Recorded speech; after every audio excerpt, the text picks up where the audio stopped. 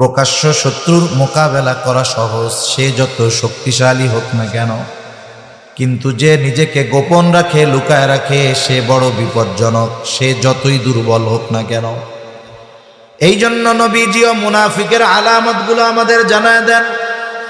নবীজি বলেন, মুনাফিকের 1 নম্বর আলামত ইদা হাদ্দাসা কাযাবা, মুনাফিক যখন কথা বলে মিথ্যা কথা বলে।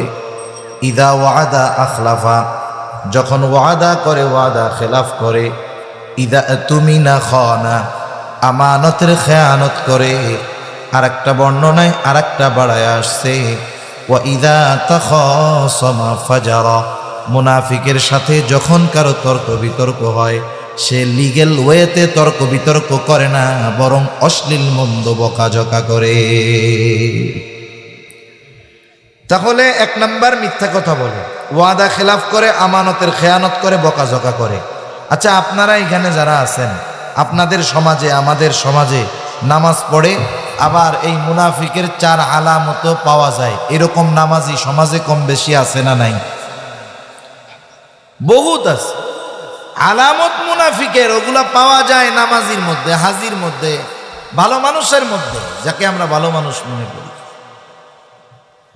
মুনাফিকের আলামত হলো এমন, এটা ঈমান ধ্বংসের কারণ হয়ে যেতে পারে। এই জন্য এই আলামতগুলো যদি মুমিনের মধ্যে থাকে, ধুয়ে মুছে সাফ করে ফেলার দরকার।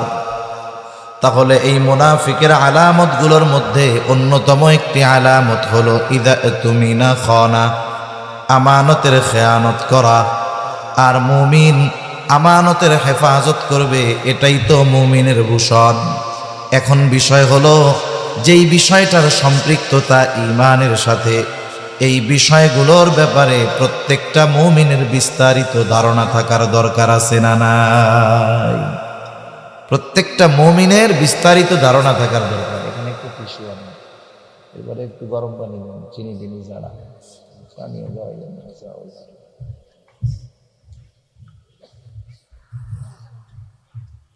তাহলে আমাদের উচিত এই বিষয়গুলো আমাদের মধ্য থেকে কি করা, বের করে ফেলা। আমানতদারিতার ব্যাপারে স্বচ্ছ ধারণা থাকার দরকার।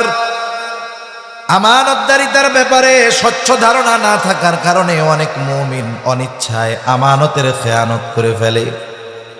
মনে করেন, একটা মানুষের এই জ্ঞান নাই, এটা জানা নাই যে আগুনে হাত দিলে পুড়ে যায়, সে জানে না। কিন্তু বলেন তো, না জেনে সে যদি আগুনের মধ্যে হাত দিয়ে দেয়, আগুন কি বলবে নাকি? উনি তো জানে না, পোড়ানোর দরকার নাই, বলবে না পুড়ে যাবে? আমানতদারিতার বিষয় আমাদের জানা জরুরি ছিল, আমরা জানি নাই বিধায় ওই ধরনের কাজ করলে যে খেয়ানত হবে না, বিষয়টা এমন নয়। এই জন্য এই বিষয়গুলোর ব্যাপারে স্বচ্ছ ধারণা আমাদের সকলের থাকার দরকার। তাহলে আসেন আমরা একটু জানি, যেই কয়েকটা আমার জেহেনে আসে, মনে আসে, আমি সেই কয়েকটা বলবো। 1 নাম্বার, আমানতদারিতা হয় লেনদেনের মধ্যে, আদান প্রদানের মধ্যে। একজন আমার আপনার কাছে আমানত রেখেছে, দায়িত্ব হলো হুবহু আমানতের ওই বস্তুটাকে হেফাজত করা। আমানত আর সাধারণ জমা, এই দুইটার মধ্যে মাসালাগত তফাত আছে। কেউ যদি আমাকে আপনাকে বলে, হুজুর এই টাকাটা আপনার কাছে আমানত রাখলাম, 1000 টাকার পুরান একটা নোট। আমি যদি চিন্তা করি বাজার থেকে এই টাকাটা দিয়া বাজার করে নিয়ে যাই, পরে চাইলে তাকে নতুন আর একটা নোট দিয়ে দিব। যদি সে আমানত রাখে, তাহলে আমার আপনার এই অধিকার নাই তার ওই পুরান নোটটা খরচ করে ফেলা। বরং যেটাই আমানত রেখেছে, সেটা ছেঁড়া হোক আর নতুন হোক, ওইটাই হুবহু আমাকে আপনাকে সংরক্ষণ করতে হবে। এ দুনিয়াতে 2টো শব্দ আমাদের খুব পরিচিত আছে, একটি হলো মুআমালাত আর একটা হলো মুআশারাত। মুআমালাত, মুআশারাত। মুআমালাত হলো লেনদেন, হক সম্পৃক্ত বিষয়, আর মুআশারাত হলো চরিত্রের সাথে সম্পৃক্ত বিষয়। মুআমালাত অনেক সময় অনেকে বলে, একটা মানুষকে চেনার অন্যতম মাধ্যম হলো লেনদেন, আদান প্রদান। তাহলে একটা মানুষ মুআমালাতের মাধ্যমেই বোঝা যায় আসলে এই মানুষটার অভ্যন্তরীণ অবস্থা কি। আমাদের সমাজে অনেক মানুষ আছে তিনি নামাজ পড়েন কিন্তু ওনার মুআমালাত লেনদেন তথা হক সম্পৃক্ত বিষয় ঠিক নাই, এরকম আল্লাহর ওলি সমাজে আছে না নাই? কত হাজী সাহেব অন্যর জমির আইল কুপাইয়া নিজের মধ্যে ঢুকায় নিতেছে, এরকম হাজী সাহেবের অভাব এদেশে নাই, ঠিক কিনা? আছে অভাব? অভাব নাই, অনেক হাজী সাহেব আছেন এরকম। একটা জিনিস চিন্তা করে দেখেন, তাহলে মুআমালাত এটা হক সম্পৃক্ত বিষয়, আর মুআশারাত চরিত্রের সাথে সম্পৃক্ত বিষয়। একটা দিন একটা ঘন্টায় অথবা একটা দিন শুধু আলোচনা করে মুআমালাত সম্পৃক্ত বিষয়গুলো পূর্ণ আলোচনা করা অসম্ভব। আমি আপনাদের খেদমতে একটা দুইটা বিষয় আলোচনা করার জন্য পবিত্র কোরআনুল কারীমের ওই আয়াতটা ও রাসূল আকরাম সাল্লাল্লাহু আলাইহি ওয়াসাল্লামের অগণিত হাদিস থেকে একটা হাদিস পাঠ করেছি। আল্লাহ তাআলা এই আয়াতের মধ্যে মুআমালাতের অন্যতম গুরুত্বপূর্ণ দুইটি বিষয়কে আল্লাহ তাআলা উল্লেখ করেছেন। ইমাম শাফিঈ রাহমাতুল্লাহি আলাইহি এই দুইটি বিষয়ের আলোকে বলেন, এই সূরাতুন নিসার 58 নম্বর আয়াতে আল্লাহ তাআলা যেই দুটো বিষয়ের কথা উল্লেখ করেছেন, এই দুইটা বিষয় যদি কোনো মুমিনের মধ্যে পরিপূর্ণভাবে পাওয়া যায় তাহলে মুআমালাত সম্পৃক্ত অন্যান্য বিষয় এমনিতেই তার মধ্যে চলে আসবে। সুবহানাল্লাহ। আল্লাহ তাআলা কি বলতেছেন? আল্লাহ তাআলা এই দুইটা বিষয়কে খুব সুন্দর ওয়াজ হিসাবে অভিহিত করেছেন। প্রথমে আল্লাহ তাআলা বলতেছেন, তিনি নির্দেশ দিচ্ছেন, এরপরে বলতেছেন কতই না সুন্দর ওয়াজ আল্লাহ তাআলা তোমাদেরকে করলেন। আল্লাহ তাআলা কি বলেন? আল্লাহ বলেন, ইন্নাল্লাহা ইয়া'মুরুকুম আন তু'আদ্দুল আমানাতি ইলা আহলিহা ওয়া ইযা হাকামতুম বাইনান নাসি আন তাহকুমু বিল আদল ইন্নাল্লাহা নি'ম্মা ইয়া'iদুকুম বিহি ইন্নাল্লাহা কানা সামিআন বাসীরা। আল্লাহ তাআলা বলেন, নিশ্চয়ই আল্লাহ তোমাদেরকে আদেশ দিচ্ছেন, নির্দেশ দিচ্ছেন। নির্দেশটা হলো আন তুআদ্দুল আমানাতি ইলা আহলিহা, যে আমানত তোমরা তার হকদারের কাছে ফিরায় দাও। দুই নম্বর আদেশ, ওয়া ইযা হাকামতুম বাইনান নাস আন তাহকুমু বিল আদল, আর তোমরা যখন মানুষের মধ্যে বিচার আচার করবা, ন্যায় বিচার করবা, তাহলে আল্লাহ রাব্বুল আলামিন এক নম্বর আদেশ দিলেন যে আমানত তার হকদারের কাছে ফিরায়া দাও। এই আয়াতের শানে নুজুল যদি আমি আপনাদের খেদমতে বলতে চাই, লম্বা সময় চলে যাবে। এই আয়াতটা যেই কারণেই নাজিল হোক না কেন, মুফাসসিরিনে কেরাম বলেন এখানে সব ধরনের আমানত উদ্দেশ্য।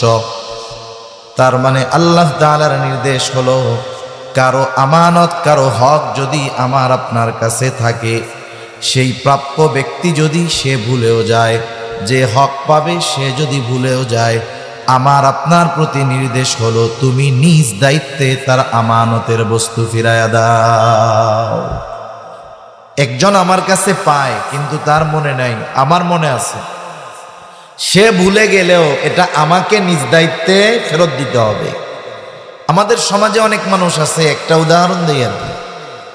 একজন বাজারে গেছে, বাজারে যাওয়ার পরে দোকানদারের কাছে গেছে, বাজার যা নেওয়ার নিয়েছে, এখন আসার সময় বলতেছে এটা আমার বাকি খাতায় লিখে রাখো, আমার নামে খাতায় লিখে রাখো। দোকানদার তো একা, তার কাছে অনেক মানুষ, অনেক ক্রেতা আসে, সে লিখতে ভুলে গেছে, তার আর মনে নেই। 10 দিন পর এই লোক গেছে যে দেখেন তো খাতায় আমার নামে কোনো বাকি আছে নাকি। দোকানদারের তো লিখতে মনে নাই, খাতা উল্টায় পাল্টায় দেখে কোনো বাকি কোনো কিছু ওনার নামে লেখা নাই। না ভাই, কোনো কিছু বাকি লেখা নাই আপনার নামে। লেখা নাই মানে উনি পাবে না, বিষয়টা এমন নাকি? পাবে, কিন্তু উনি ভুলে গেছে, লিখতে মনে নাই, কিন্তু এর তো মনে আছে। এখন শয়তান এসে ওয়াসওয়াসা দেয়, ওর যেহেতু মনে নাই, লেখাও নাই, তাইলে দেওয়াও লাগবে না। অথচ দায়িত্বটা হলো আমার, সে আমার কাছে পায়, সে ভুলে যাক, আমাকে নিজ দায়িত্বে তার হকটা ফিরায় দিতে হবে, এটাই হলো নিয়ম।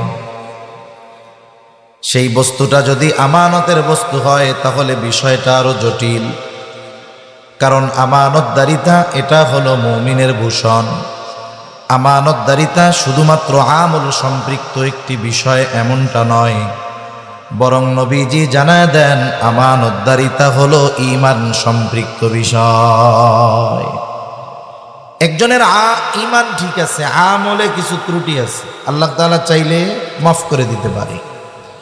কিন্তু একজনের ঈমানে যদি ত্রুটি থাকে, যেই সমস্ত বিষয় ঈমানের সাথে সম্পৃক্ত, এই রকম বিষয়গুলোর মধ্যে যদি ত্রুটি থাকে তাহলে তার আমল নষ্ট হয়ে যাওয়ার সম্ভাবনা আছে।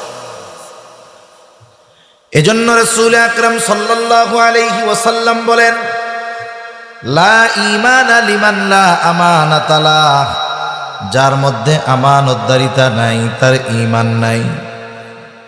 আমানতদারিতা এটা হলো মুমিনের ভূষণ, আর আমানতের খেয়ানত করা এটা হলো প্রকৃত মুনাফিকের অন্যতম আলামা। মুনাফিক কে? যে ঈমানকে প্রকাশ করে, কুফরিকে গোপন রাখে। মূল হলো সে, কিন্তু ওটাকে গোপন রেখে সে মানুষের সামনে ইমানদারের মতো থাকে। এই কোনো মানুষ যদি অসুস্থ হয়, তার অসুস্থতার আলামত যদি প্রকাশ পায়, রোগ যত বড় হোক, আলামত প্রকাশ পেলে ওটার ট্রিটমেন্ট করা যায়। কিন্তু একটা রোগ আছে, এই রোগটা এমন সময় আলামত প্রকাশ করে যখন 80% পার হয়ে যায়। আলামত প্রকাশ পাওয়ার পরে সুস্থ হওয়াটা বড় কঠিন হয়ে যায়। এই জীবাণু যেমন ভয়ানক, এর চাইতে বেশি বিপজ্জনক ভয়ানক হলো নেফাকি। এই জন্য আল্লাহ তাআলা কোরআনুল কারীমের মধ্যে মুনাফিকের ব্যাপারে যেই শাস্তির কথা বলেছে, পরেও আল্লাহ তাআলা এমনটা বলেন নাই। আল্লাহ তাআলা বলেন, ইন্নাল মুনাফিকিনা ফিদ দারকিল আসফালি মিনান নার। আল্লাহ তাআলা বলেন, মুনাফিকের স্থান হবে জাহান্নামের একেবারে তলদেশে।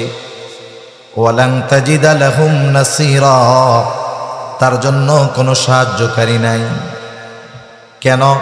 বলে মুনাফিক হলো এটাও বিপজ্জনক। প্রকাশ্য শত্রুর মোকাবেলা করা সহজ, সে যত শক্তিশালী হোক না কেন, কিন্তু যে নিজেকে গোপন রাখে, লুকায় রাখে, সে বড় বিপজ্জনক, সে যতই দুর্বল হোক না কেন। এই জন্য নবীজিও মুনাফিকের আলামতগুলো আমাদের জানায় দেন। নবীজি বলেন, মুনাফিকের 1 নাম্বার আলামত, ইদা হাদ্দাসা কাযাবা। মুনাফিক যখন কথা বলে মিথ্যা কথা বলে। ইদা ওয়াদা আখলাফা, যখন ওয়াদা করে ওয়াদা খেলাফ করে। ইদা তুমিনা খানা, আমানতের খেয়ানত করে। আর একটা বর্ণনায় আর একটা বাড়ায় আসছে, ওয়া ইদা তাখাসামা ফাজারা। মুনাফিকের সাথে যখন কারো তর্ক বিতর্ক হয়, সে লিগ্যাল ওয়েতে তর্ক বিতর্ক করে না, বরং অশ্লীল মন্দ বকাঝকা করে। তাহলে 1 নাম্বার মিথ্যা কথা বলে, ওয়াদা খেলাফ করে, আমানতের খেয়ানত করে, বকাঝকা করে। আচ্ছা, আপনারা এখানে যারা আছেন, আপনাদের সমাজে, আমাদের সমাজে নামাজ পড়ে, আবার এই মুনাফিকের 4 আলামত পাওয়া যায়। এরকম নামাজি সমাজে কম বেশি আছে না নাই? বহুত আছে আলামত মুনাফিকের, ওগুলা পাওয়া যায় নামাজির মধ্যে, হাজির মধ্যে, ভালো মানুষের মধ্যে, যাকে আমরা ভালো মানুষ মনে করি। মুনাফিকের আলামত হলো এমন, এটা ঈমান ধ্বংসের কারণ হয়ে যেতে পারে। এই জন্য এই আলামতগুলো যদি মুমিনের মধ্যে থাকে, ধুয়ে মুছে সাফ করে ফেলার দরকার।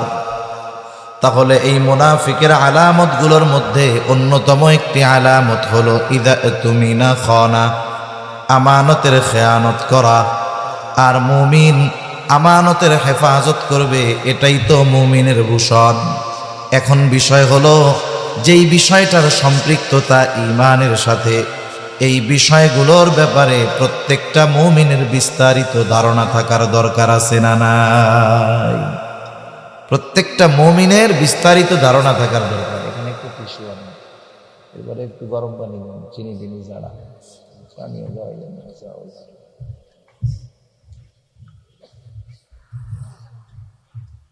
তাহলে আমাদের উচিত এই বিষয়গুলো আমাদের মধ্য থেকে কি করা, বের করে ফেলা। আমানতদারিতার ব্যাপারে স্বচ্ছ ধারণা থাকার দরকার। আমানতদারিতার ব্যাপারে স্বচ্ছ ধারণা না থাকার কারণে অনেক মুমিন অনিচ্ছায় আমানতের খেয়ানত করে ফেলে। মনে করেন একটা মানুষের এই জ্ঞান নাই, এটা জানা নাই যে আগুনে হাত দিলে পুড়ে যায়, সে জানে না। কিন্তু বলেন তো, না জেনে সে যদি আগুনের মধ্যে হাত দিয়ে দেয়, আগুন কি বলবে নাকি উনি তো জানে না, পোড়ানোর দরকার নাই? বলবে না পুড়ে যাবে? আমানতদারিতার বিষয় আমাদের জানা জরুরি ছিল, আমরা জানি নাই বিধায় ওই ধরনের কাজ করলে যে খেয়ানত হবে না, বিষয়টা এমন নয়। এই জন্য এই বিষয়গুলোর ব্যাপারে স্বচ্ছ ধারণা আমাদের সকলের থাকার দরকার। তাহলে আসেন আমরা একটু জানি, যেই কয়েকটা আমার জেহেনে আসে, মনে আসে, আমি সেই কয়েকটা বলবো। এক নাম্বার, আমানতদারিতা হয় লেনদেনের মধ্যে, আদান প্রদানের মধ্যে। একজন আমার আপনার কাছে আমানত রেখেছে, দায়িত্ব হলো হুবহু আমানতের ওই বস্তুটাকে হেফাজত করা। আমানত আর সাধারণ জমা এই দুইটার মধ্যে মাসালাগত তফাৎ আছে। কেউ যদি আমাকে আপনাকে বলে, হুজুর এই টাকাটা আপনার কাছে আমানত রাখলাম, 1000 টাকার পুরান একটা নোট, আমি যদি চিন্তা করি বাজার থেকে এই টাকাটা দিয়ে বাজার করে নিয়ে যাই, পরে চাইলে তাকে নতুন আর একটা নোট দিয়ে দিব, যদি সে আমানত রাখে, তাহলে আমার আপনার এই অধিকার নাই তার ওই পুরান নোটটা খরচ করে ফেলা। বরং যেটাই আমানত রেখেছে সেটা ছেঁড়া হোক আর নতুন হোক, ওইটাই হুবহু আমাকে আপনাকে সংরক্ষণ করতে হবে। এটাই হলো আমানতদারিতা। আমি অনেক আগের মানুষের কথা বলবো না, একেবারে নিয়ারেস্ট নিকটবর্তী অতীতের কিছু মানুষের কথা বলি। যেমন আল্লামা শাহ আহমদ শফি রহমতুল্লাহ আলাইহের পরে হাটহাজারীর মুহতামিম ছিলেন আল্লামা ইয়াহইয়া রহমতুল্লাহ আলাই। খুব বুজুর্গ একজন মানুষ। উনি মারা যাওয়ার পরে ওনার ব্যাগের মধ্যে ছেলেরা যখন খুঁজতেছে কি পাওয়া যায়, কি আছে, খুঁজে দেখতেছে কয়েকটা কাগজের মধ্যে, প্যাকেটের মধ্যে কিছু কিছু লোকের আমানত আছে। কোন তারিখে আমানত রাখছে, কে রাখছে, এমনও আমানত ওনার কাছে রাখা আছে, তার নাম ঠিকানা সব আছে, কিন্তু তার মোবাইল নাম্বার নাই, কারণ এত আগে রাখছে, ওই সময় মোবাইলই ছিল না। হুবহু যেইটা রাখছে ওই রকম টাকা পয়সা ওই প্যাকেট করে রাখছে। কিছু কিছু টাকার মধ্যে ফাঙ্গাস পড়ে গেছে এতকাল থাকার কারণে। সেজন্য আমানতের বিষয়টা একটু ব্যতিক্রম। কারো আমানত যদি আমার আপনার কাছে থাকে, সেটা আমানতের বস্তু হোক আর সাধারণ হকের বস্তু হোক, আমার আপনার উচিত এই বিষয়গুলো যথাযথভাবে মালিককে ফিরায় দেওয়া, ঠিক কিনা বলেন? সেজন্য সাধারণত লেনদেনের ক্ষেত্রে এই বিষয়টা আমাদের কম বেশি জানা আছে, এজন্য এটা আর লম্বা করব না। 2 নাম্বার, আমানতদারিতা হয় কথার মধ্যে, কথাও কিন্তু আমানত হয়। রাসূল আকরাম সাল্লাল্লাহু আলাইহি ওয়াসাল্লাম বলেন, ইযা হাদ্দাসা আর-রাজুলু সুম্মা ইলতাফাতা ফাহিয়া আমানাতুন। নবী বলেন, যখন কেউ কথা বলে আর এদিকে সেদিকে তাকায়, ফাহিয়া আমানাতুন, ওই কথাটাও আমানত হয়ে যায়। কেউ আমার আপনার কাছে এসে কথা বলতেছে, কথা বলার সময় এদিকে তাকায় ওইদিকে তাকায়, কেন তাকায়? আপনি আমি বুঝতেই পারি যে সে চায় না তার এই কথাটা আমি ব্যতীত অন্য কেউ শুনতে পাক, ঠিক কিনা বলেন? কিছু বলা লাগবে না, শুধু ডানে বামে তাকিয়ে কথা বলেছে, অটোমেটিকলি ওই কথাটা আমার আপনার কাছে আমানত, আমি অন্য কারো কাছে আর বলতে পারবো না। কিন্তু আমাদের অভ্যাসের ব্যতিক্রম। কেউ যদি বলে, হুজুর আপনার কাছে বললাম, আপনি আর কারো কাছে কিন্তু বইলেন না, কাজ সারা। সে আমার আপনার চোখের আড়াল হওয়ার আগে আরেকজনের কাছে না বললে আমার পেটে আর কথাটা হজম হয় না, পেটের মধ্যে পুটপুট শুরু হয়ে যায়। লোকটা চোখের আড়াল হওয়ার আগে আরেকজনকে ডাক দিয়া বলি, শোনো লোকটা আমারে কি বলছে জানো? বলে না, বলে খুব বিশ্বাস করে আমাকে, আমার কাছে এই কথাটা বলছে, কারো কাছে বলতে মানা করছে। আমি শুধু তোমারে কইলাম, তুমি কিন্তু কাউরে কইও না। ও কি চিন্তা করবে? হুজুরেও তো বলছিল কারো কাছে না বলার জন্য, তাহলে একজনের কাছে মনে হয় বলা জায়েজ আছে, এই জন্য হুজুর আমার কাছে কইছে, আমিও একজনের কাছে কই। ও এবার আর একজনকে বলবে হুজুর কি মিথ্যা বলে নাকি না? বলে হুজুর আমাকে অমুকের ব্যাপারে এই কথাটা বলছে, আমারে খুব বিশ্বাস করে, আমি শুধু তোমারে কইলাম, তুমি কাউরে কইও না। ও আর একজনের কাছে বলবে আমি তোমারে কইলাম, তুমি কাউরে কইও না। এইভাবে যেই কথাটা শুরুতে একজনের কাছে আমি বলছি আমি একজনের কাছে, দুপুর হইতে হইতে ওই কথাটা পৌঁছায় গেল 100 জনের কাছে। বলেন তো খেয়ানত কি একটা আছে নাকি 100টা হয়ে গেছে? এখন কথা হইল 100 খেয়ানত কেমনে হইল, কেন হইল? বলে 100 খেয়ানত হওয়ার কারণে দায়ী হলাম আমি। এই জন্য নবীজি বলেন, দুনিয়াতে কেউ যদি কোনো ভালো কাজের সূচনা করে, নেক কাজের সূচনা করে, ওই ভালো কাজ, নেকের কাজ দুনিয়াতে যতদিন চলে, যত মানুষ করে, ওই শুরু করনেওয়ালা কবরে শুয়ে শুয়ে ওর ওই ভালো কাজের প্রতিদান পেতে থাকে। আবার দুনিয়াতে কারো দ্বারা যখন কোনো মন্দ কাজের সূচনা হয়, ওই মন্দ কাজ দুনিয়ায় যতদিন চলে, যতজন করে, নবীজি বলেন সকলের গোনা ওই প্রথম যে শুরু করেছে তার আমলনামায় যোগ হয়ে যায়। এরপরে নবী বলেন পৃথিবীতে যত হত্যাকাণ্ড ঘটে, কারণবিহীন হত্যাকাণ্ড, বিনা কারণে যত হত্যাকাণ্ড ঘটে, অন্যায়ভাবে যত হত্যাকাণ্ড ঘটে, সকল হত্যাকাণ্ডের গোনা আদম আলাইহিস সালামের ওই সন্তান যার দ্বারা প্রথম হত্যাকাণ্ড সংগঠিত হয়েছে তার আমলনামায় যোগ হতে থাকে। কিয়ামত পর্যন্ত যতগুলা হবে সবগুলার গোনা সমপরিমাণ ওর আমলনামায় যোগ হবে। কেন? বলে এই পৃথিবীতে সর্বপ্রথম অন্যায়ভাবে হত্যাকাণ্ড তার দ্বারা শুরু হয়েছে। এখন আমি প্রথমে বলার কারণে 100 জনের কাছে পৌঁছাইছে, তাহলে আমি বলছি 1 জনের কাছে, কিন্তু আমার গুনাহ হবে কমপক্ষে 100টা খেয়ানতের। এই জন্য এই বিষয়গুলো সতর্ক থাকার দরকার। আবার অনেক সময় এটাও বুঝতে হবে কোন কথা আমানত আর কোন কথা আমানত নয়। সাধারণত একটা মানুষের যদি ন্যূনতম কমন সেন্স থাকে, বুদ্ধি থাকে, কথা বলার পরে সে বুঝতে পারে এই কথাটা গোপন রাখা দরকার নাকি এই কথাটা বলে দেওয়া দরকার। মনে করেন একজন ওয়াজ শুনে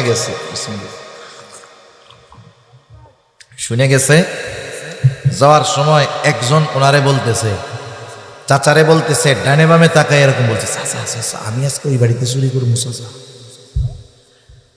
এখন চাচা মনে করতেছে কি ওয়াজ যে হুজুর করলো, ডাইনে বামে তাকাইয়া বলল যে আমি ওই বাড়িতে চুরি করবো, তাহলে তো কথাটা আমানত হয়ে গেছে।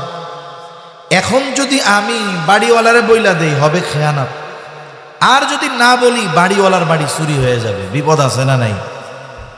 এখন বলেন তো, আপনার কাছে কেউ যদি গোপনে এসে এমন কোনো কথা বলে যেই কথার দ্বারা মানুষের ক্ষতি হবে, ইসলামের ক্ষতি হবে, দেশের ক্ষতি হবে, এই ধরনের কথা গোপন রাখা যাবে না বলে দিতে হবে? সতর্ক করে দিতে হবে, এগুলো বলা দরকার। আবার কেউ যদি কারো কাছে এসে অনেক সময় নিজের পার্সোনাল ব্যক্তিগত লাইফের কথা বলে, অনেক সময় অনেকে আছে আপনাকে আমাকে বিশ্বাস করে তার ব্যক্তিগত জীবনের অনেক কথা বলবে, যে কথাগুলো যদি সমাজের মানুষ জানে সে লজ্জা পাবে, রাস্তায় বের হতে লজ্জা পাবে। আবার কিছু বিষয় আছে মানুষ বলতে না পারার কারণে কিন্তু হার্ট অ্যাটাক করে। চিকিৎসা বিজ্ঞান বলে মানুষ যেই কথাগুলোর কারণে কষ্ট পায়, মাত্রাতিরিক্ত টেনশন করে, ওই ধরনের কথা যদি সে চাপিয়ে রাখে, কারো কাছে না বলতে পারে, তাহলে তার স্ট্রোক করার সম্ভাবনা বহুগুণ বেড়ে যায়। এখন মনে করেন আমার আপনার কাছে আইসা একজন গোপনে তার সব কথা বলছে, কিছু পারিবারিক কথা বলছে, মনে করেন কথাবার্তা এমন অবস্থায় গেছে বউ দইরা তারে পিটাইছে, কথার কথা। এ সমাজে অনেক আছে, আমাদের কাছে অনেক সময় মেসেজ দিয়া বলে, ফোন দিয়া বলে, হুজুর এইরকম সংসার করতেছি, বলতে পারি না কারো কাছে, আপনাদের কাছে বললে একটু বুকটা হালকা হয়, নাহলে কার কাছে বলবো? এগুলো তো আর বন্ধু বান্ধবের কাছেও বলা যায় না, ওগুলোর দিয়েও বিশ্বাস নাই, বইলা দিবে মানুষের কাছে।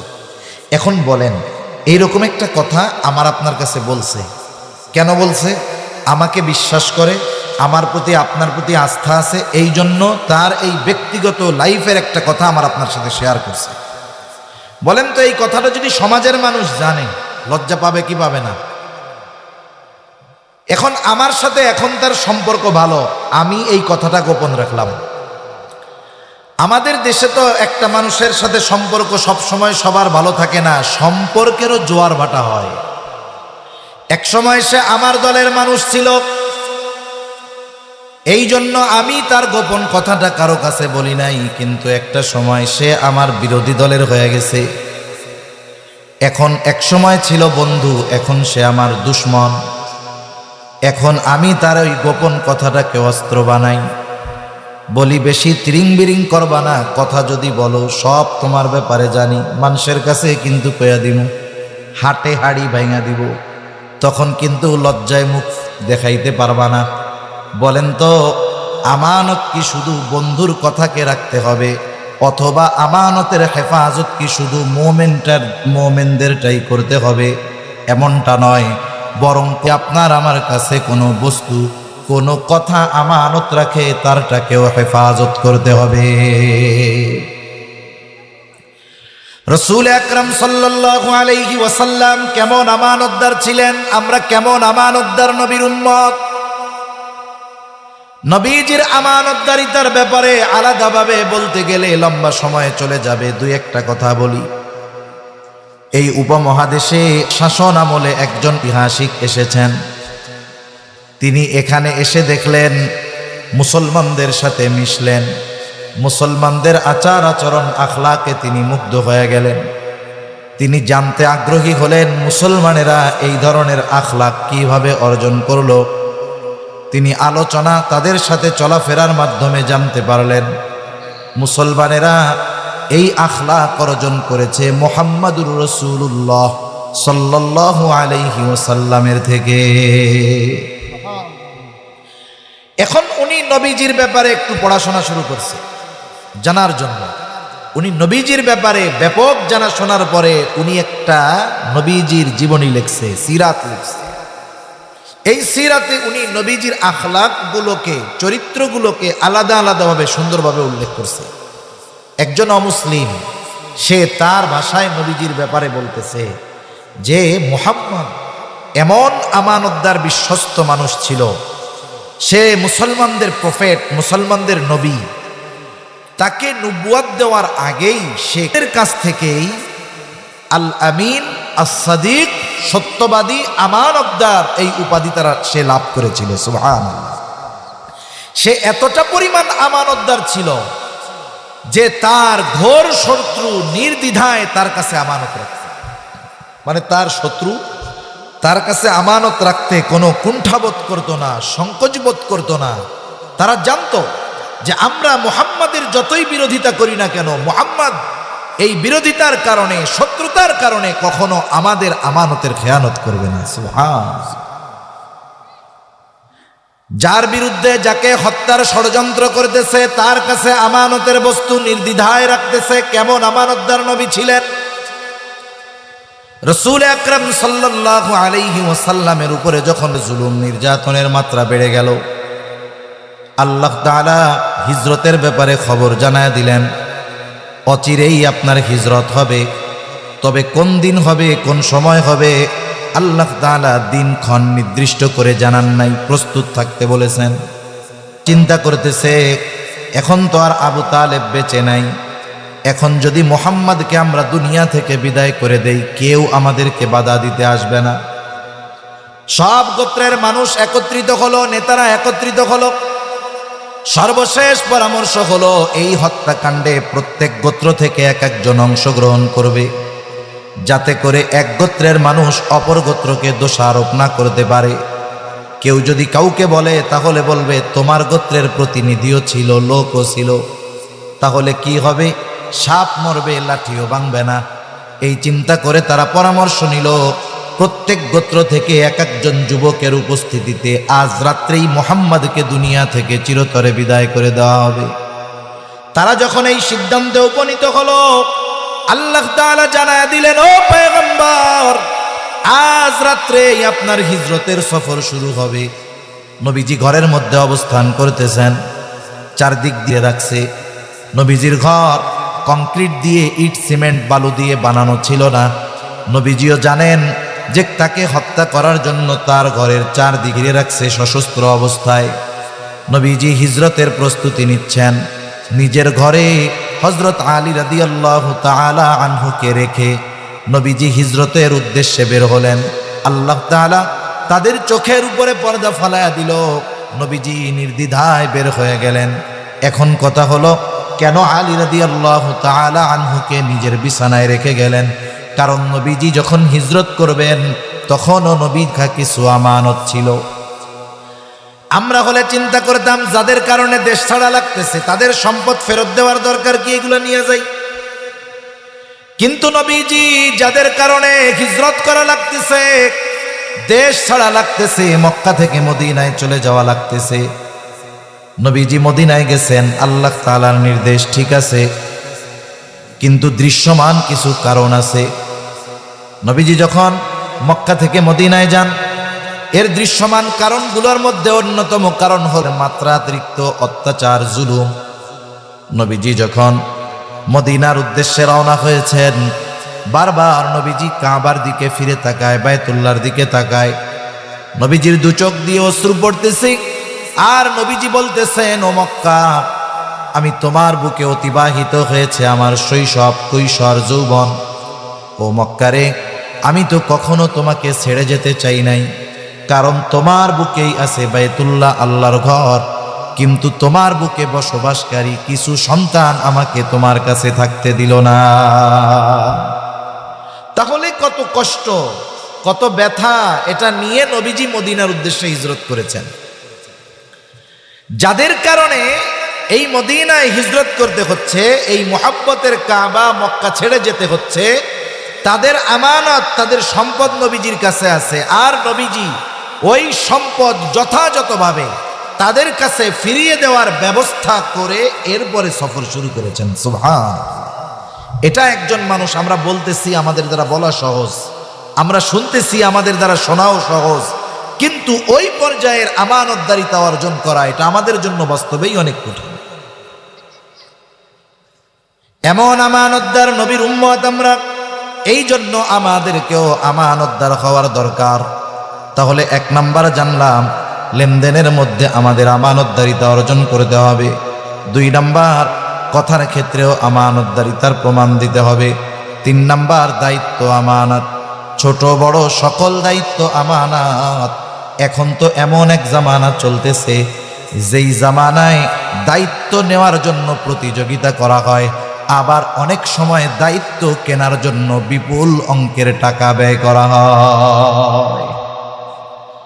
অনেক টাকা ব্যয় করে মানুষ দায়িত্ব নিতে চায়। আমি কাউকে ইন্ডিকেট করে উদ্দেশ্য করে বলতেছি না, যা দেখি তাই বলি। মনে করেন অনেক জায়গায় শুনি এরকম যে নমিনেশন, চেয়ারম্যানই নমিনেশন নিতে 5 কোটি টাকা লাগছে। কত ব্যয় হয়েছে? 5 কোটি টাকা। উনি চেয়ারম্যান হবেন কেন? উনি চেয়ারম্যান হবেন যখন নমিনেশন পাইছেন, পোস্টার যখন বানান, মার্কা লেখার পরে লেখা থাকে না, অমক তারিখে অমক ভাইকে এই মার্কায় ভোট দিয়া জনগণের সেবা করার সুযোগ করে দেন।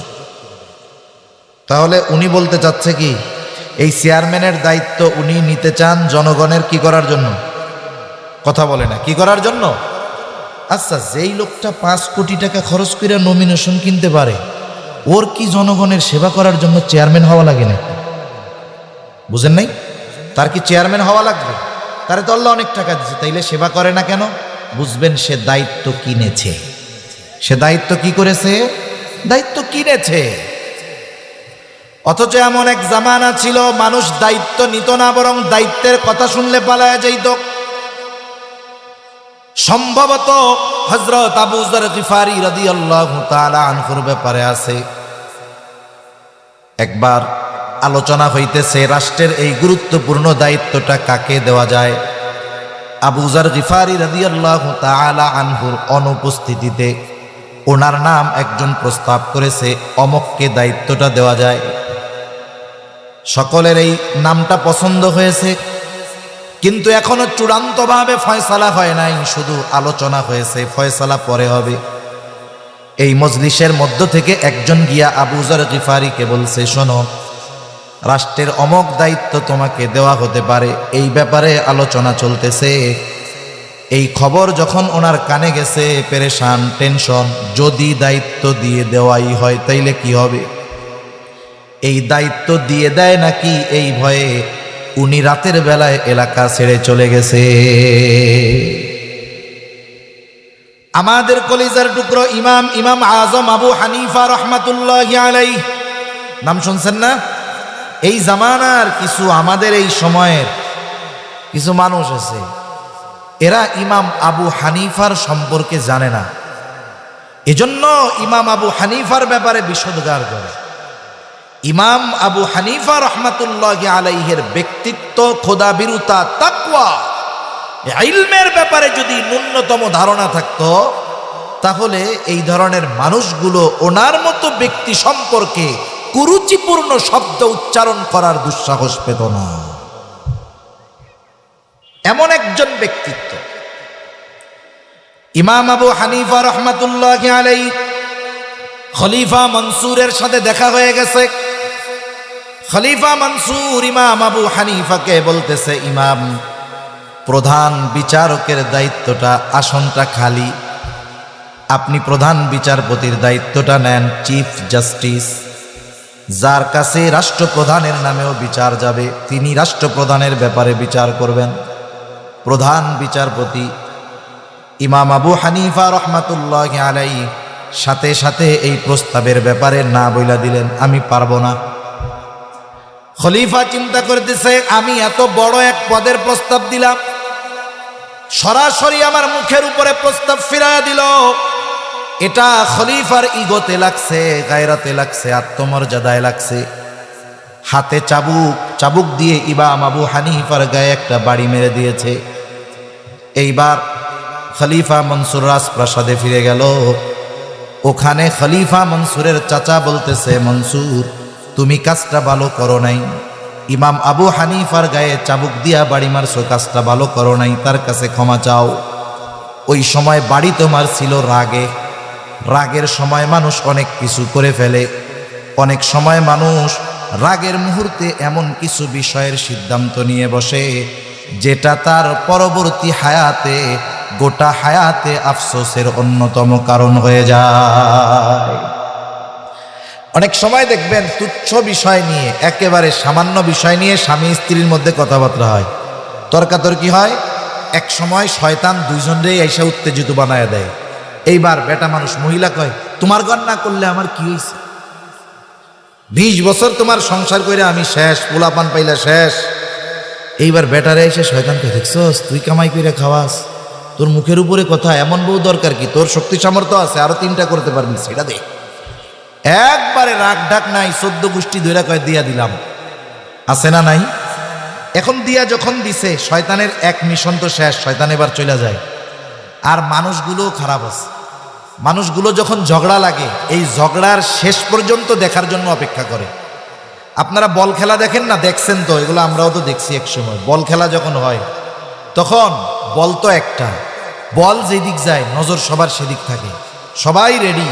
যখন প্লেয়ার মেরে দিছে বল, গোলরক্ষক আর ধরতে পারে নাই, তখন যেই দল গোল মেরে দিছে সেই দলের দর্শক কি করে?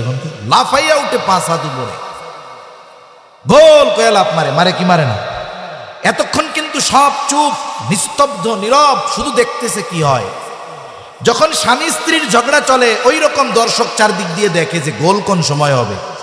যখন চাচা বলে দিয়া দিলাম তোর 14 গোষ্ঠী ধরে সবগুলা, এইবার সকলে লাফায় ওঠে, আরে চাচা করলেন, আরে চাচা করলেন। কেন? এর আগে মহিলারা মহিলাটাকে দূরে নিয়ে যাইতে পারলো না, পুরুষরা মিলে পুরুষটাকে দূরে নিয়ে যাইতে পারলো না, মাথার মধ্যে পানি ঢেলে দিতে পারলো না। তখন দেখা যাইতো দুজন যখন দুজনের সামনে না থাকতো, রাগটা কমতো, হয়তো এই ধরনের কঠিন সিদ্ধান্তে তারা যেত না। এখন যখন তালাক দেওয়া হয়ে গেছে, শয়তান চলে গেছে, এবার এইসব মোহাব্বত ঢুকায়া দেয়।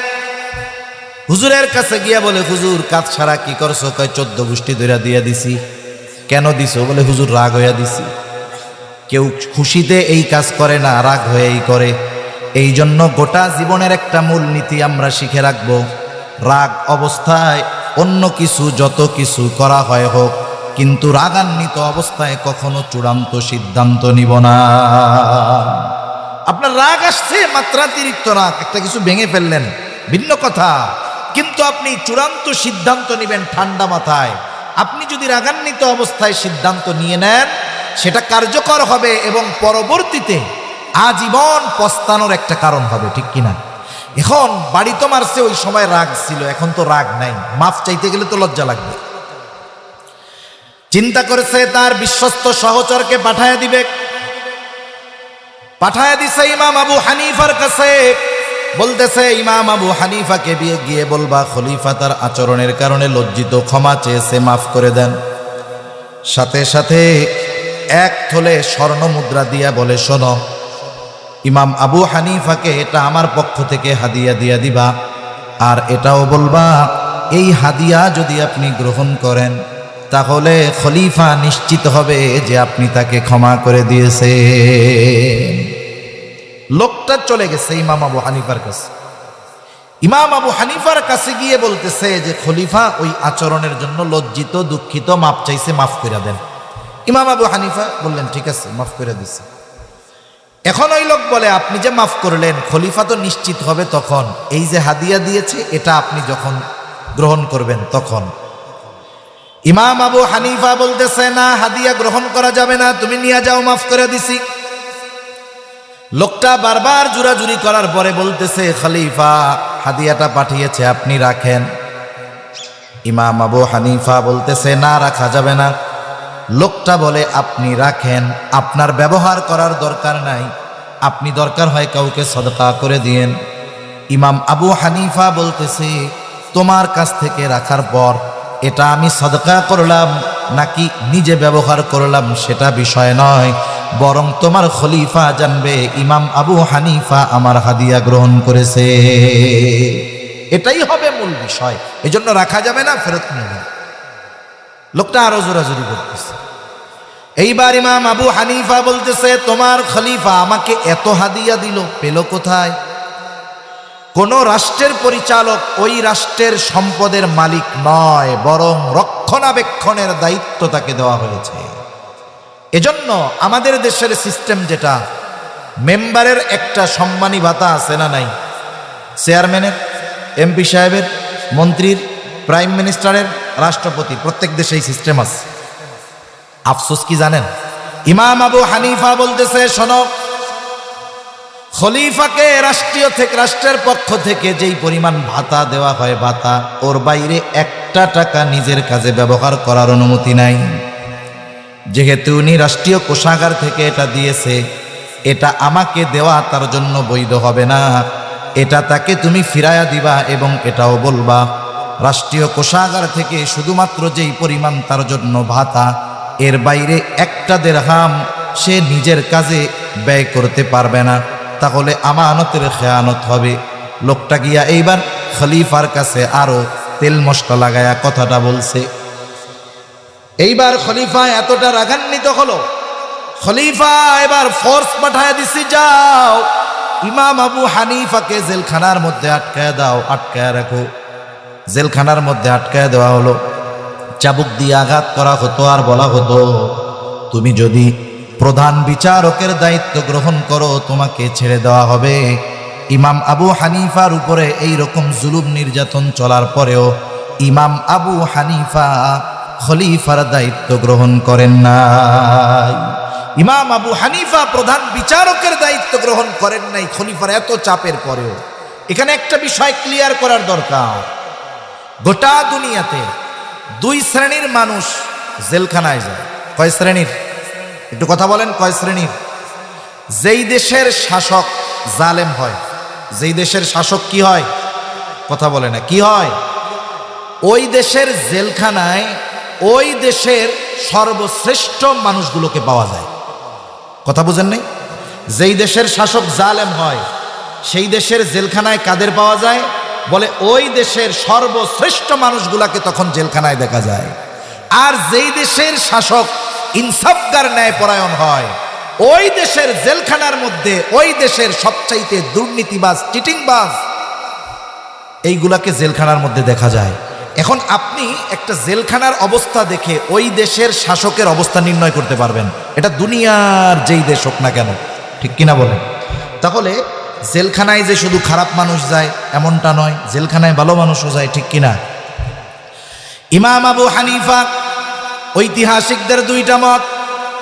একটা হলো যখন তিনি প্রচণ্ড অসুস্থ হয়ে গেছেন, একটা সময় খাবারের সাথে বিষ প্রয়োগ করে ওনাকে হত্যা করে দেওয়া হলো। আর একটা হলো যখন তিনি প্রচণ্ড অসুস্থ হয়ে গেছেন, ইমাম আবু হানিফা রহমাতুল্লাহি আলাইহিকে বাড়িতে পাঠায় দেওয়া হলো। ইমাম আবু হানিফাকে গৃহবন্দী করে ফেলা হলো। ওই অবস্থায় তিনি দুনিয়া থেকে চিরতরে বিদায় নিয়ে গেলেন। ইমাম আবু হানিফার ছাত্ররা জিজ্ঞাসা করেছে, আপনি এত জুলুম অত্যাচার সহ্য করেছেন, তবুও প্রধান বিচারকের দায়িত্ব নেন নাই কেন?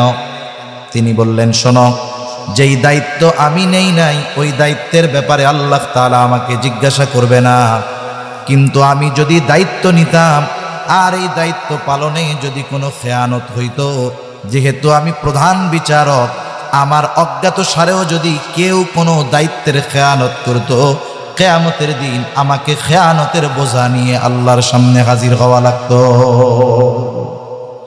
আবু দাউদের হাদিস, নবীজি সাল্লাল্লাহু আলাইহি ওয়াসাল্লাম বলেন, আমাদের মধ্যে কাউকে যখন কোনো দায়িত্ব দেওয়া হয়, সে যদি ওই দায়িত্বের সুচ পরিমাণ খেয়ানত করে, সুচ পরিমাণ, নবীজি বলেন কিয়ামতের দিন ওই লোকটা খেয়ানতের বোঝা নিয়ে আল্লাহর সামনে উপস্থিত হবে।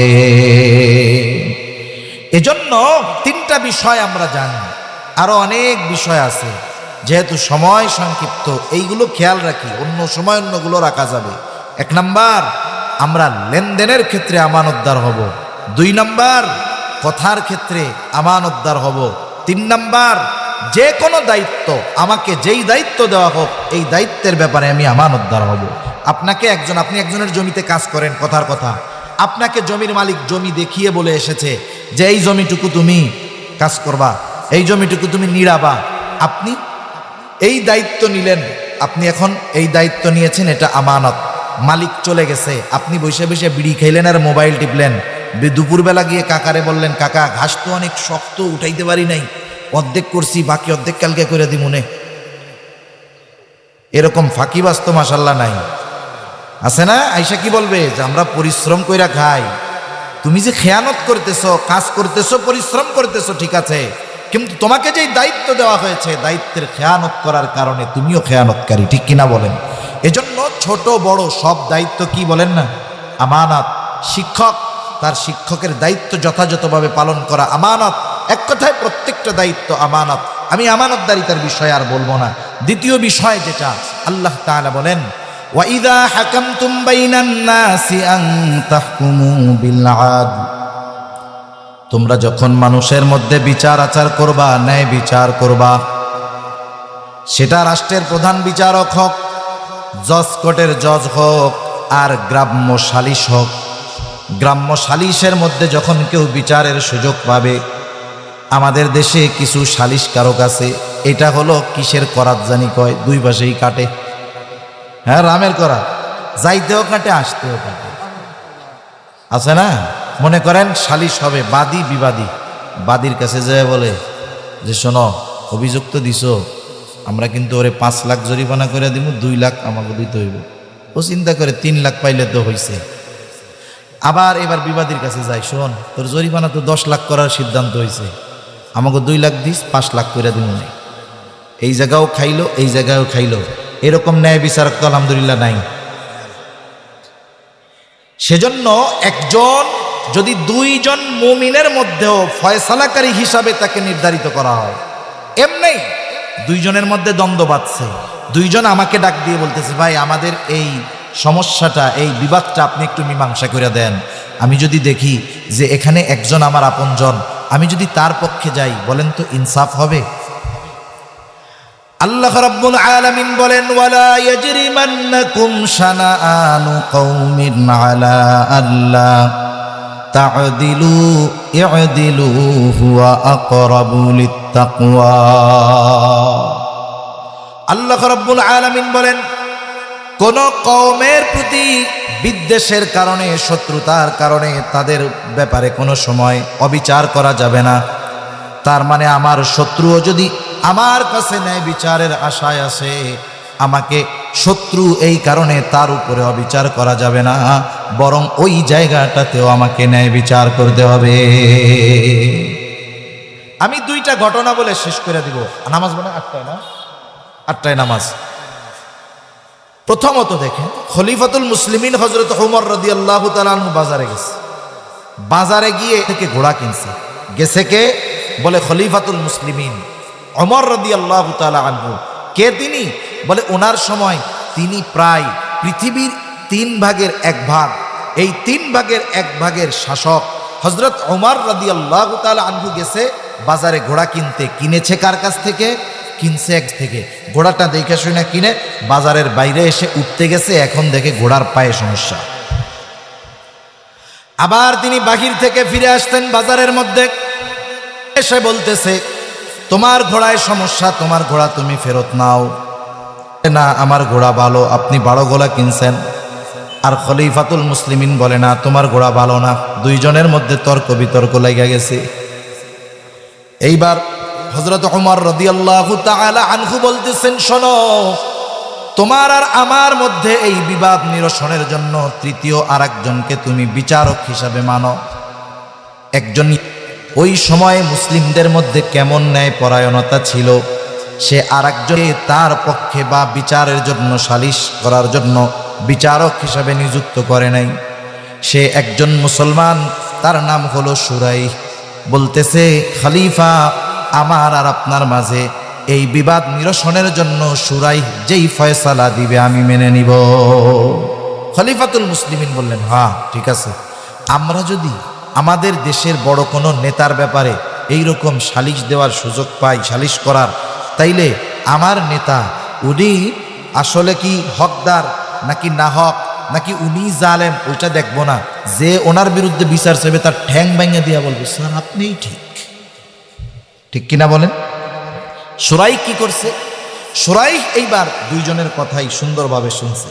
বিচারকের জন্য এটা একটা শিক্ষা, নবীজির এক হাদিসের মধ্যে আসছে, সে বাদী বিবাদী উভয়ের কথা সমগুরুত্ব সহকারে শুনবে, এরপরে ন্যায় পরায়ণতার ভিত্তিতে সে ফয়সালা দিবে। এখন উনি দুজনের কথাই শুনছে, শোনার পরে বলতেছে, খলিফাতুল মুসলিমিন আপনি কি চান? বলে, আমি তো ঘোড়াটা ফেরত দিতে চাই। বলতেছে, আপনি ঘোড়া ফেরত দিবেন এবং ঘোড়া ফেরত নিতে বাধ্য। তবে আপনি যখন ঘোড়া কিনেছিলেন ঘোড়ার অবস্থা কেমন ছিল? বলে, যখন দেখছি তখন তো ভালো ছিল, কিনছি যখন ভালো ছিল, যখন বাজার থেকে বাহিরে নিয়ে গেলাম দেখলাম এই সমস্যা। বলে, খলিফাতুল মুসলিমিন ঘোড়া ফেরত নিতে বাধ্য, তবে আপনি যেমন ঘোড়া কিনেছেন তেমনটা তাকে ফেরত দিতে হবে। খলিফাতুল মুসলিমিন চুপ। একটু পরে বলতেছে, হ্যাঁ এটাই ন্যায় বিচার। এটাই কি বলেন? ন্যায় বিচার। এখন রায় দিছে, এটা কি খলিফার পক্ষে গেছে না বিপক্ষে গেছে? গোটা দুনিয়ার মধ্যে দেখবেন প্রধান বিচারক রায় যদি রাষ্ট্রপ্রধানের বিপক্ষে যায়, একেবারে চাকরিও জীবন যাওয়ার আশঙ্কা, দেশান্তর হয়ে যেতে হবে। ঠিক কিনা বলেন? কিন্তু খলিফাতুল মুসলিমিন ওমর কি করলেন? সাথে সাথে বলতেছে, এটাই ন্যায় বিচার, তুমি আজকেই চলে যাও, কুফার প্রধান বিচারকের আসন খালি, আমি শিলমোহর মাইরা দিলাম, তোমার নিয়োগ দিয়ে দিলাম, আজকেই তুমি চলে যাও, আমার পক্ষ থেকে তোমাকে আজকে থেকে প্রধান বিচারকের দায়িত্ব দিয়ে দেওয়া হলো। এরা ন্যায় বিচার কইরা পাইছে পুরস্কার, আর আমরা ন্যায় বিচার করলে পাই তিরস্কার। এবার একটা হাদিস বলে আলোচনা শেষ। নবীজি সাল্লাল্লাহু আলাইহি ওয়াসাল্লামের কাছে একজন মহিলা চুরি করছে, তার ব্যাপারে বিচার আসছে। মহিলা হলো কুরাইশ বংশের মাখজুম গোত্রের মহিলা। কুরাইশ বংশ, কুরাইশা গোত্র ছিল সবচাইতে প্রসিদ্ধ। একটা হলো হাশেমি, যেই গোত্র হলো পৃথিবীর সর্বশ্রেষ্ঠ গোত্র। আমার আপনার নবী এই গোত্রে জন্মগ্রহণ করেছেন, কুরাইশ বংশের হাশেমি গোত্র। আরেকটা হলো উমাইয়া, আরেকটা হলো মাখজুম। এই মাখজুম গোত্রের মহিলা একজন চুরি করছে। কুরাইশ বংশের মহিলা, গোত্র ভিন্ন কিন্তু বংশ তো কুরাইশ, চুরি করছে। এখন সাহাবা একরাম চিন্তা করতেছে, নবীজি ভিতরে চিন্তা করতেছে, নবীর বংশের মহিলা চুরির কারণে যদি তাই বলা বলি করবে, দেখ নবীর বংশের এই যে মহিলারা চুরি করে বেড়ায়, আমাদের সমাজে অনেক সময় আসে না, মোল্লা হোক মুন্সি হোক আর যে হয় তা হোক, এক বংশের একজন মানুষ চুরি করছে, আমাদের অভ্যাস কি, এখন ওইটা মনে করেন মুন্সি গোষ্ঠীর বা মোল্লা গোষ্ঠীর একটা ছেলে চুরি করছে, আমরা ওই চোরের এই চুরিটার ব্যাপারে সকলকে অপবাদ দেই। মানুষরে কি বলি, ও তোমরা তো চোরের বংশের মানুষ। এখন চুরি তো করছে সে, আপনি যখন গোটা বংশ ধরে উল্লেখ করলেন চোর, অপবাদ দিলেন, ইসলাম থাকলে 80টা বেতের বাড়ি দেওয়া হবে। ইসলাম থাকলে কয়টা দেওয়া হইতো বেতের বাড়ি? এই যে অপবাদ দিলেন, এতে আপনার কবিরা গুনাহ হয়েছে। এজন্য যে অপরাধ করেছে সে যে বংশের হোক, তার ব্যক্তিগত অপরাধের কারণে গোটা বংশের ব্যাপারে এই অভিযোগ আপত্তি তোলার সুযোগ ইসলাম দেয় না। এজন্য চিন্তা করতেছে যে এই মহিলার শাস্তিটা একটু কমায়া দেওয়া যায় কিনা। এখন নবীজির কাছে কে বলবে? বলে নবীজির কাছে কাকে বলানো যায়? কাকে দিয়া? বলে ওসামারে দিয়া বলাও। যায়েদ রাদিয়াল্লাহু তাআলা আনহুর ছেলে ওসামা, একে দিয়া বলাও। ছোট মানুষ যায় বলছে যে নানা, যেই মহিলা চুরি করছে কুরাইশ বংশের মহিলা, নবীজির বুঝতে বাকি নাই যে এ কথা নবীজি বুঝতে পারছেন যে ও একা বলে নাই, ওকে কেউ শিখাইয়া দিছে। নবীজি বের হয়ে আসছে, এসে বলতেছে তোমরা কি এমন বিষয়ের ব্যাপারে সুপারিশ করতেছ যেই বিষয়ের ব্যাপারে শাস্তি কার্যকর করার আদেশ আল্লাহ তাআলা দিয়েছেন? এরপরে নবীজি বললেন, শোনো, তোমাদের পূর্বে বহুত কওমকে আল্লাহ তাআলা ধ্বংস করে দিয়েছে এই কারণে যে তাদের মধ্যে যখন শরীফ বংশের উচ্চ বংশের কোনো মানুষ চুরির অপরাধে আটক হইত, ওই যে উচ্চ বংশের মানুষ শাস্তি না দিয়া তাকে ছেড়ে দেওয়া হতো। আবার যখন কোনো দরিদ্র মানুষ, দুর্বল মানুষ একই অপরাধে আটক হতো, তার উপরে শাস্তি কার্যকর করা হতো। নবীজি বলেন, ওই আল্লাহর শপথ যার হাতে আমার প্রাণ, এই মহিলার জায়গায় যদি মুহাম্মাদের কন্যা ফাতেমাও হইতো, আমি অবশ্যই তার হাতটাকে কেটে দিতাম। তাহলে গুরুত্বপূর্ণ দুইটা বিষয়ের কথা আল্লাহ তাআলা বলেছেন। এক নাম্বার, আমাদেরকে আমানতদার হতে হবে। 2 নাম্বার, ন্যায়পরায়ণ, ন্যায় বিচারক হতে হবে। এই ন্যায় বিচার ঘরের মধ্যে হোক, সমাজে হোক, একেবারে জজ কোর্টের জজ হোক, একেবারে সুপ্রিম কোর্টের জজ হোক, যেই জায়গায় আমি আপনি বিচার করার সুযোগ পাবো, প্রত্যেক জায়গায় পক্ষপাতিত্ব না করে ন্যায় বিচার করতে হবে। এই 2টা আদেশ দেওয়ার পরে আল্লাহ তাআলা বলেন, ইন্নাল্লাহা নি'ম্মা ইয়াইদুকুম বিহি, আল্লাহ তাআলা তোমাদের কতই না সুন্দর ওয়াজ করলেন। এখন এই 2টা ওয়াজ শ্রবণ করার পরে আমরা কি সমালোচনা করি, আলোচনা করি, কি চিন্তা ভাবনা করি আর কি বলি, ওই 2 কথার উপরে আমল করি না করি, আল্লাহ দেখেন কি দেখেন না?